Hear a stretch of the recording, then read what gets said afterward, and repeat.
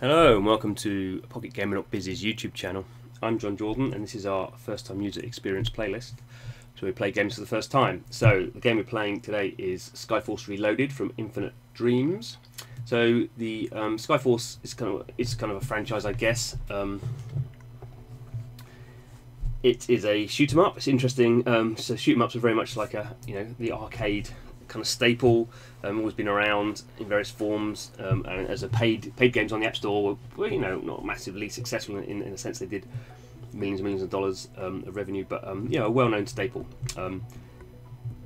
This is a free-to-play game, so obviously it's a bit different when you're kind of you have the gameplay mechanics of the shoot 'em up, which everyone knows, and how you fit a metagame around that is what's interesting in this case. So it's also interesting that we've kind of seen there's actually a few games come out very recently. There's a game called Raid HQ from UK developer 8 Pixels Squared, which takes a shoot 'em up element. It's not a classic shoot 'em up in the sense that it's like it's an action game. You have a kind of in a sense it's like a third-person shooter really with a very top-down camera. But that's taken that kind of gameplay, and then there's another game which is a bit more bonkers from a Korean company called 433, which is called Monster Sweepers, and that's really interesting. Again, it uses the shoot 'em up mechanic in a way, but not in the same way. You can you have a craft moving around the screen. It has an RPG element, and basically it auto plays. There's an auto play where you kind of tap the buttons, tap the power up buttons into that squads and put the squads together and kind of attributes and all kind of stuff like that. So, but interesting but I've not played a shoot 'em up for a long time, and now in the last 2 weeks, kind of 3 of them have come out. All of them free-to-play games, and all of them in different ways, taking the well-known mechanic and trying to put free-to-play metagame around it. So far, this is much more classic kind of shoot 'em up. So we're kind of moving around the screen. There's not quite bullet hell yet, but I'm sure I'll get there. And I am terrible at shoot 'em ups. If you were wondering, this is a tutorial, so it's pretty easy going at the moment. So obviously graphically, this is what shoot 'em ups have always been kind of measured on, how beautifully graphic they are,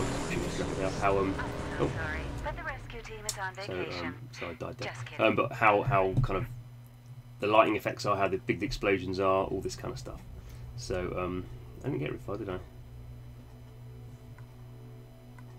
Mission begins. I don't know if that was because I was talking or whether it's because the game's very hard. Looks like you've lost your plane again. Upgrade the new one and find out who's our enemy. So back to the old style, kind of picking up these people. Okay, so we're picking up those people on the ground by standing over them. There's a tank to blow up. This is much more kind of a classic 1941 type thing, isn't it? I definitely need more firepower. Yeah, how do I get more firepower? Let's check.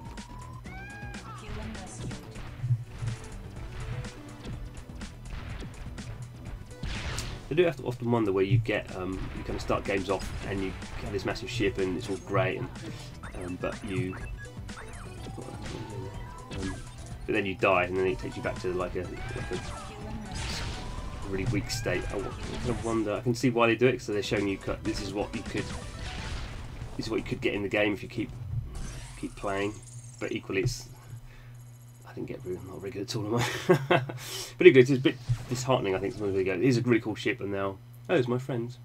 They're a bit better than me, aren't they? Oh, so that was what that thing was. Oh, okay. So it was showing me how far my friends got.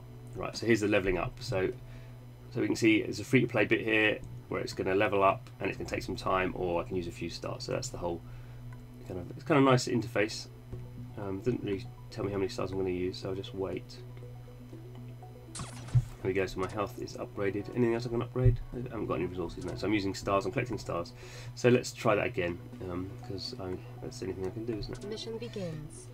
It looks like there's an energy mechanic as well, that went down from 10 to 9. Shooting down planes, yeah, okay. So, and I guess these guys being quite serious about shoot 'em ups are not going to have an autoplay option, because for them playing the game is the game. So slightly different approach there.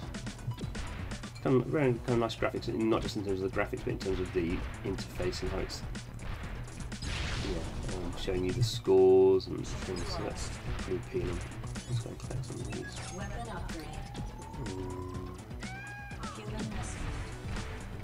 And actually pretty smooth, I think, for the first time user experience. There's not a lot going on the screen in terms of getting you to buy stuff or any of that malarkey.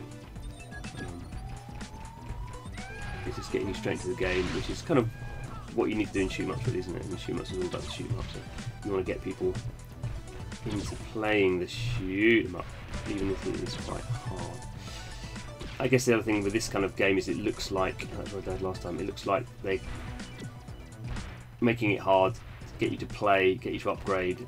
There's not the expectation that you're going to finish these levels straight off with this kind of like weak craft that you have been handed with. It's much more about, right, start grinding out, start earning, start upgrading. Still not quite enough health, actually, so it helps when I'm not talking to them. And these helicopters look like they're going to be causing me some problems.